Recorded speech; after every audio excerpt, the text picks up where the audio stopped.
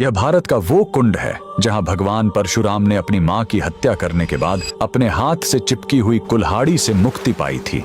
यह कहानी है महान ऋषि जमदग्नि और उनकी पत्नी पतिव्रता रेणुका की। कहते हैं रेणुका हर दिन नदी से कच्चे घड़े में पानी लाती थी और उनके सतीत्व के बल से वह घड़ा टूटता नहीं था। उनके 5 पुत्र थे जिनमें सबसे छोटे थे विष्णु अवतार परशुराम। एक दिन रेणुका ने नदी में कुछ गंधर्वों स्वर्ग के संगीतकार को जल क्रीड़ा करते देखा। उन्हें देखकर एक पल के लिए उनका मन मोह में पड़ गया और उसी क्षण उनके सतीत्व का बल टूटा और कच्चा घड़ा टूट गया। जब वो आश्रम लौटी तो ऋषि जमदग्नि ने अपने योग्य बल से जान लिया कि उनका मन भटक गया था। वो इतने क्रोधित हुए कि उन्होंने अपने पुत्रों को आज्ञा दी, अपनी मां का वध कर दो। जब चारों बड़े भाइयों ने मना कर दिया तो क्रोधित पिता ने उन्हें तुरंत पत्थर बन जाने का श्राप दे दिया। इसके बाद परशुराम ने पिता की आज्ञा को अपना धर्म समझा। उन्होंने भारी मन से अपनी कुल्हाड़ी उठाई और अपनी ही मां का सिर धड़ से अलग कर दिया। उनकी आज्ञाकारिता से प्रसन्न होकर जमदग्नि ने वरदान मांगने को कहा। परशुराम ने तुरंत अपनी मां को फिर से जीवित करने और साथ ही पत्थर बन चुके अपने चारों भाइयों को भी मुक्त करने का वर मांग लिया। सब फिर से जीवित हो गए, मानो कुछ हुआ ही ना हो। लेकिन कहानी यहीं खत्म नहीं हुई।